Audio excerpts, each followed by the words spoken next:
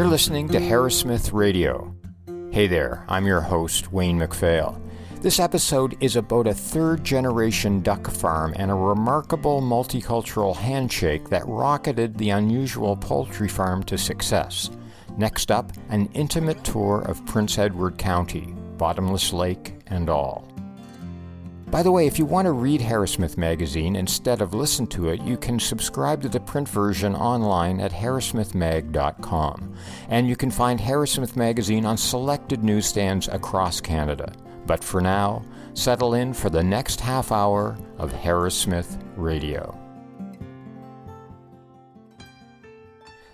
Patti Thompson is one of four sisters who run King Cole Ducks near Stouffville, Ontario. That farm has been running for almost 70 years. It was a bit of an oddball at first. Ducks just weren't as popular as beef and chicken in the 50s. But a few decades later, a wave of Chinese immigration washed upon Canada's shores, and that, and a handshake, changed the company forever. I talked with Patti about the past and future of ducks in Canada recently. Here's that conversation.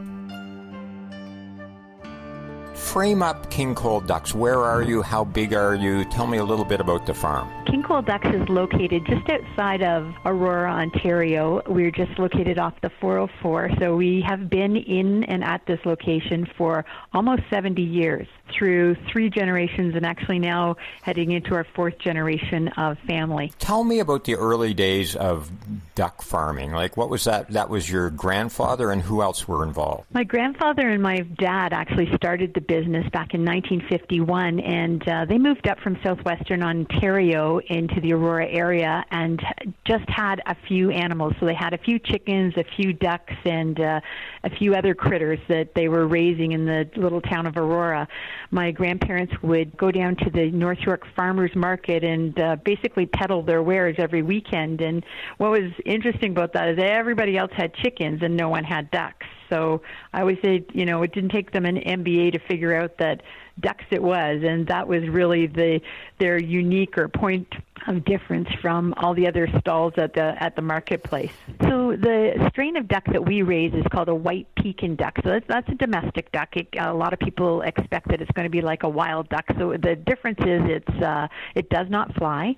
It is raised as a meat bird, and its origins actually came from China back 3,000 years ago. So very specifically, this duck was raised for meat consumption and egg consumption, and in our case, we also use it for feathers.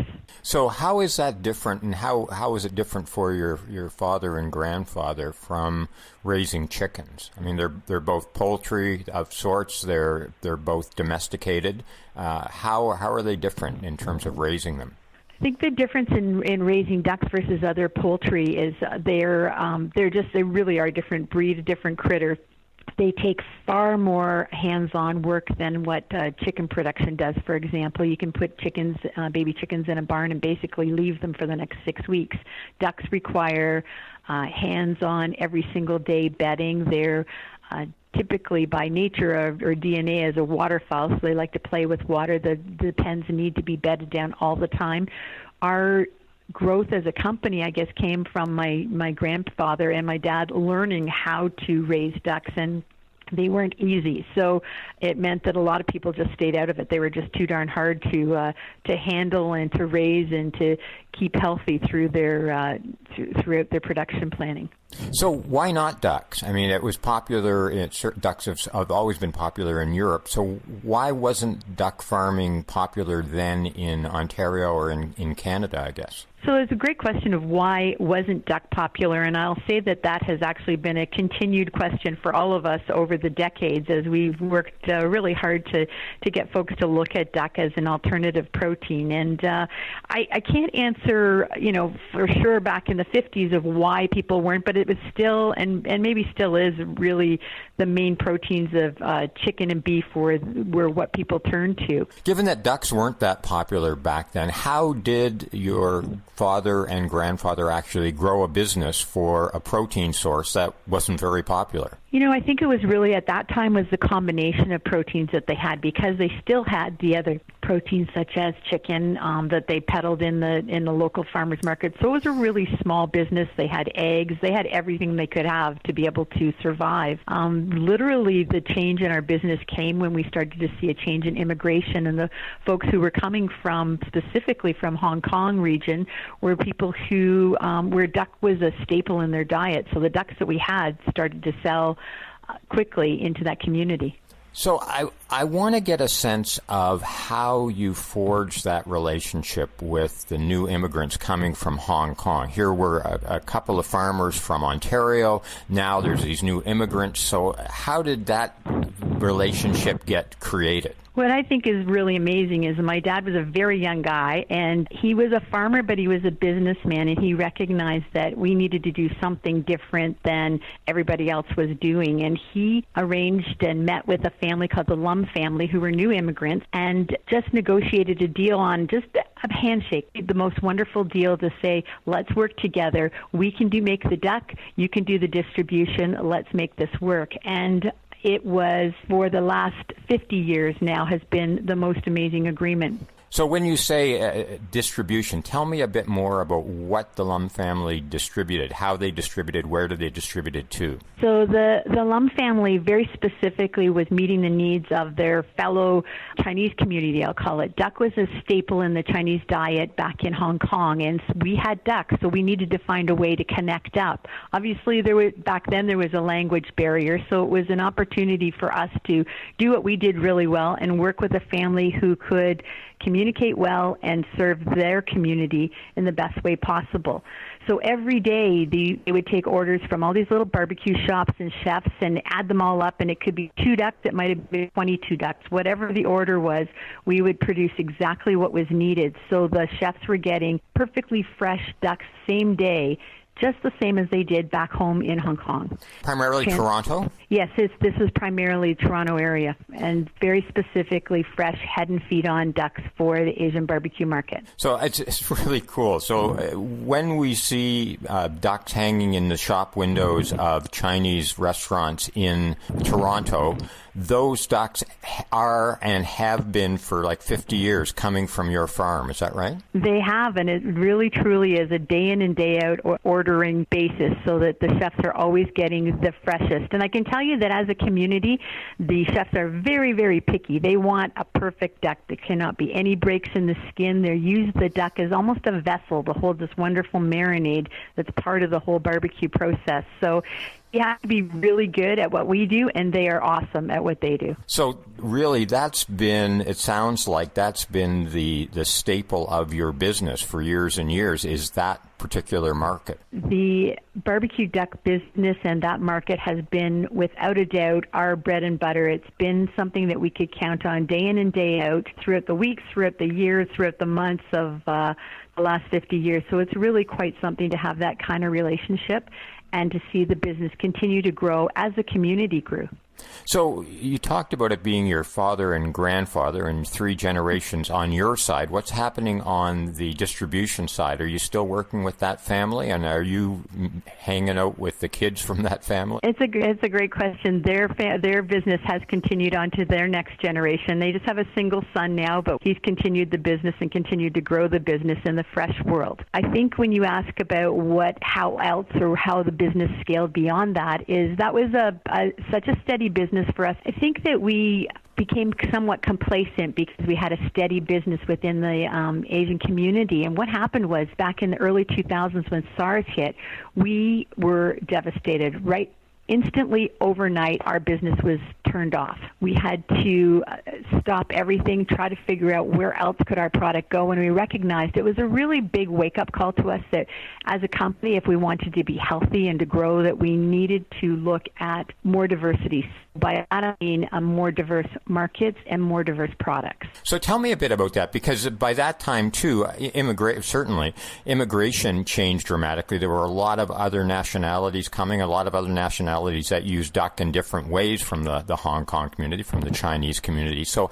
how did you go about sort of reinventing what your father and grandfather did with the Hong Kong community with other groups that use duck? I think that one of the biggest things that we did as a company, and I'll say this is kind of the evolution of the new generation or the next generation coming in is we looked at where else could we sell our products, and certainly looking at traditional Western style restaurants. And I would say that the benefit of duck is that, first of all, it's different, but not weird different. It has some cachet to it. We started to see that with the influx of other nationalities as well into specifically the GTA, but really right across Canada, that there were opportunities where duck, an enjoyable meal from different ethnic backgrounds. So how else could we fit into this puzzle piece? And so we began looking at how we could work with chefs to create new menu ideas and new kind of twists on the traditional. So tell me a little bit about that. What other cuisines were you sort of really plugging into and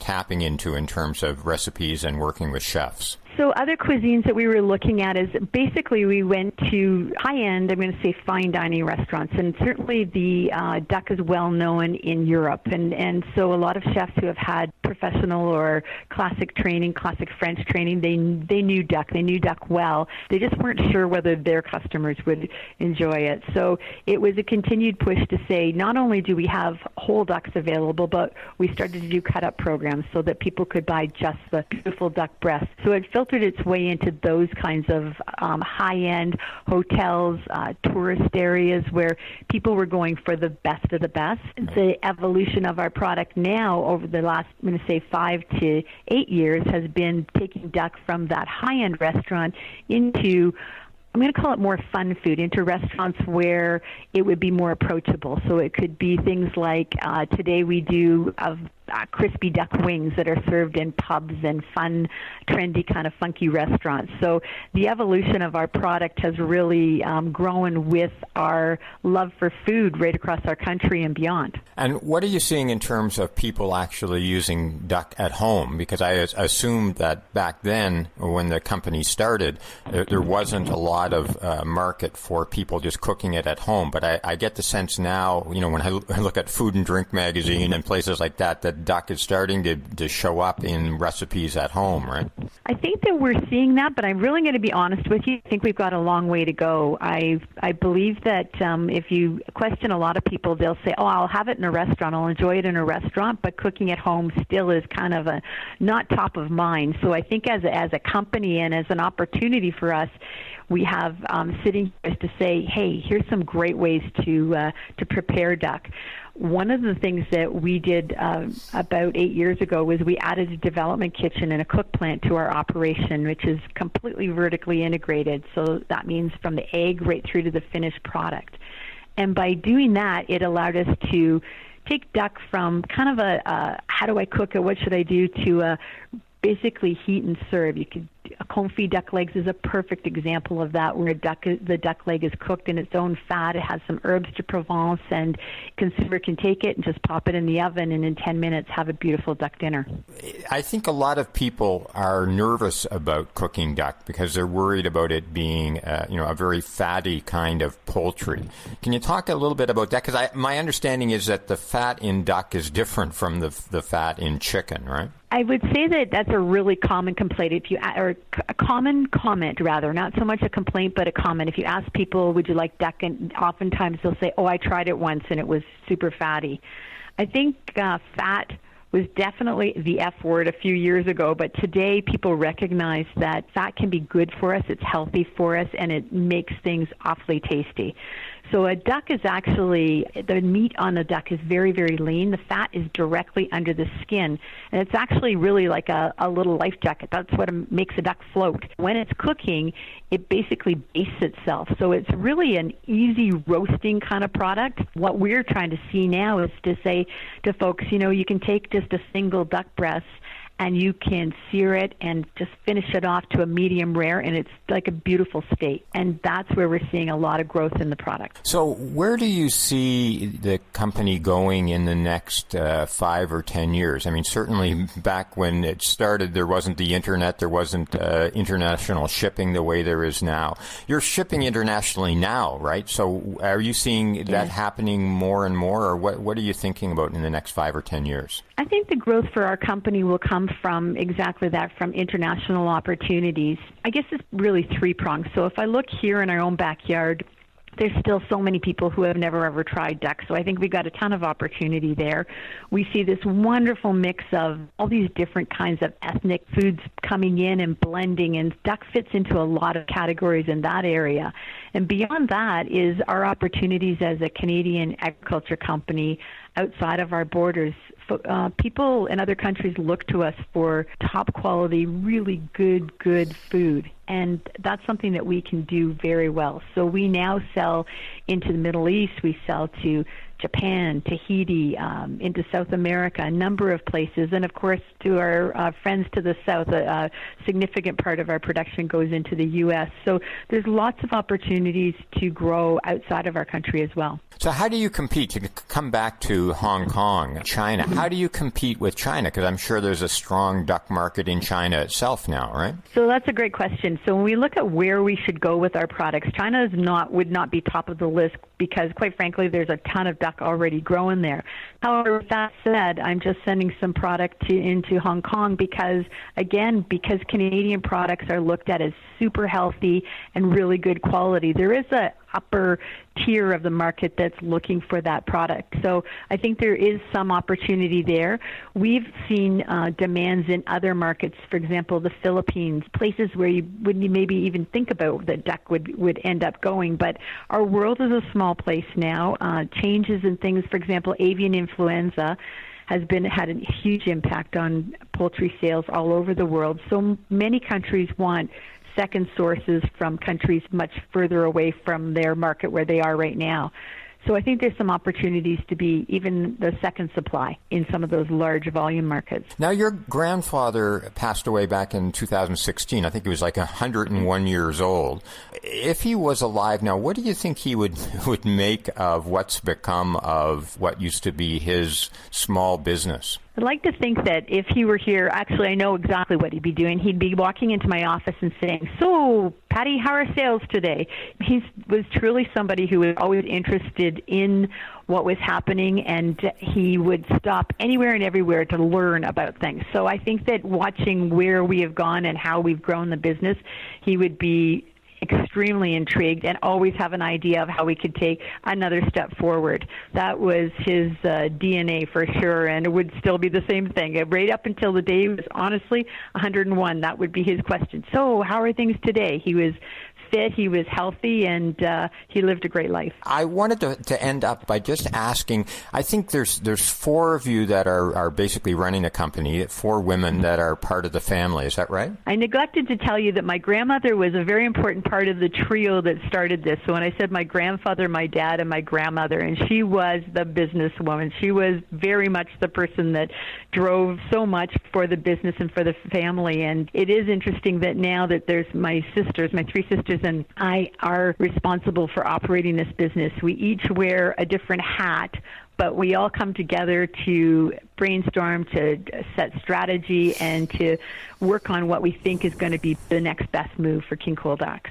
So, I talked to folks that run the Women in Agriculture conference, and there was a sense from that conference that things are changing for women in agriculture, but there are still barriers that need to be overcome. Has that been an issue for you, having a female-run company in the ag business? In our case, I'm going to say I don't think that it has been a barrier, and probably because, yes, agriculture typically was a male-dominated, and so was a lot of the kinds of businesses that we sell into. So we just grew up in that environment with encouragement from my dad that no holds barred. You just go forward and set a plan and go after that plan. So I would tell you that I think that we have been very fortunate that we've had a lot of great people to work with, male and female, to help our business grow. Having a unique product certainly opens a lot of doors, but it's been opened with welcome arms. That's great to hear, and good luck with moving into new markets in the future. And thanks for taking the time to talk to us about the history of the business and what's happening today. Well, thanks so much. I really appreciate it. Take care. That was Patti Thompson, who, with her sisters, are raising a fourth generation of duck farmers, and, well, ducks too.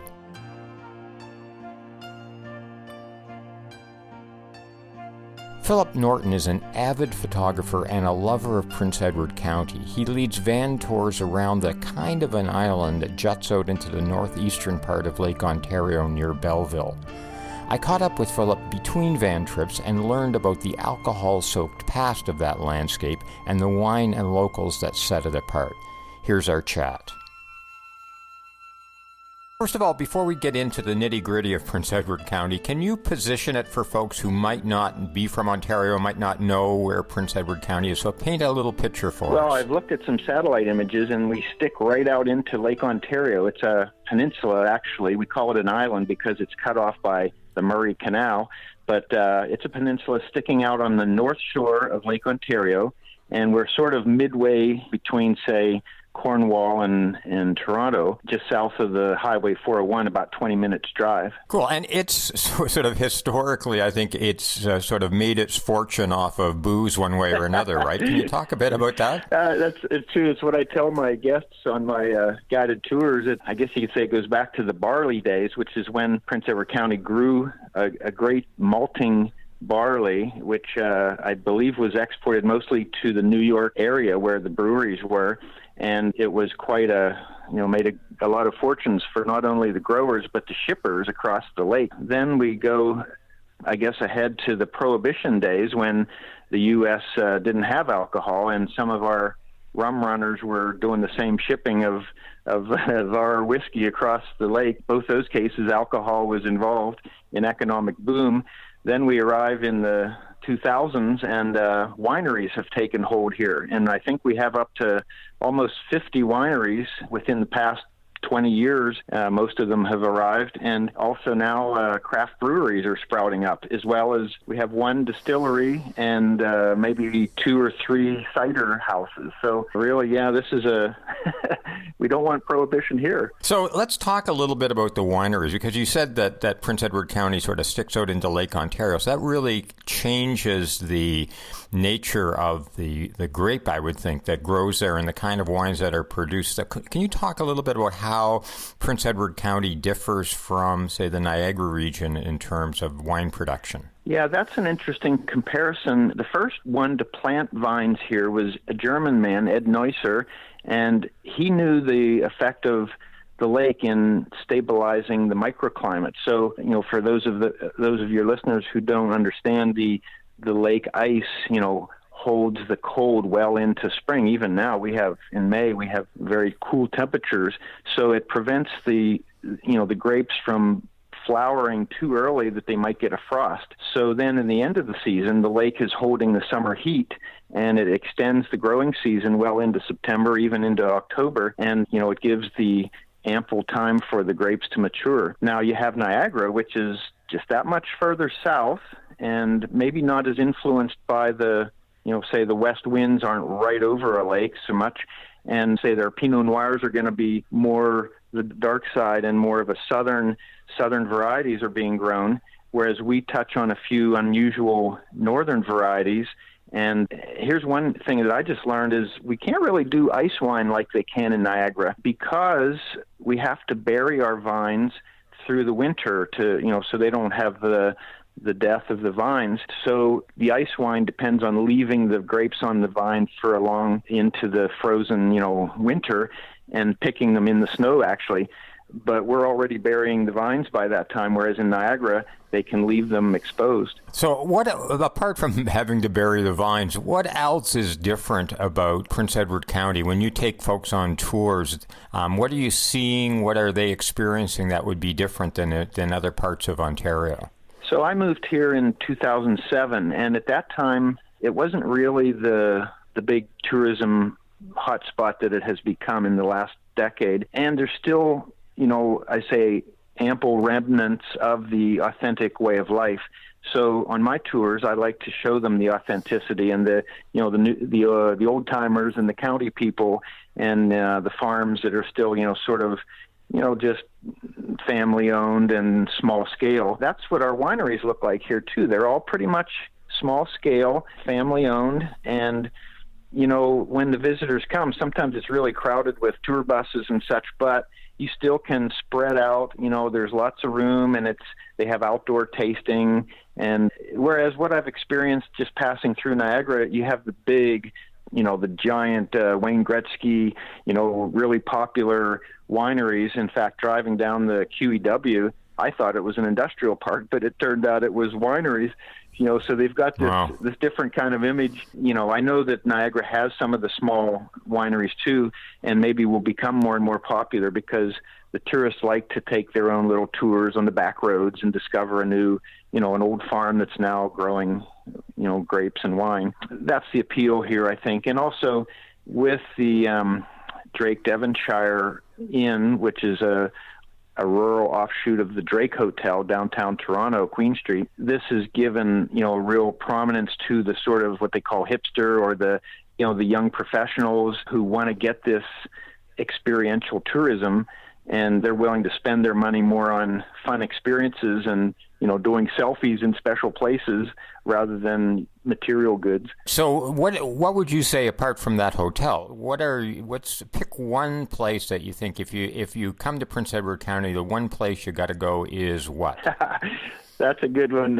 Here's an experience I had. I had a group of, I guess they were called the CEO Club of Ottawa, and they were photographers and, just out for a good time.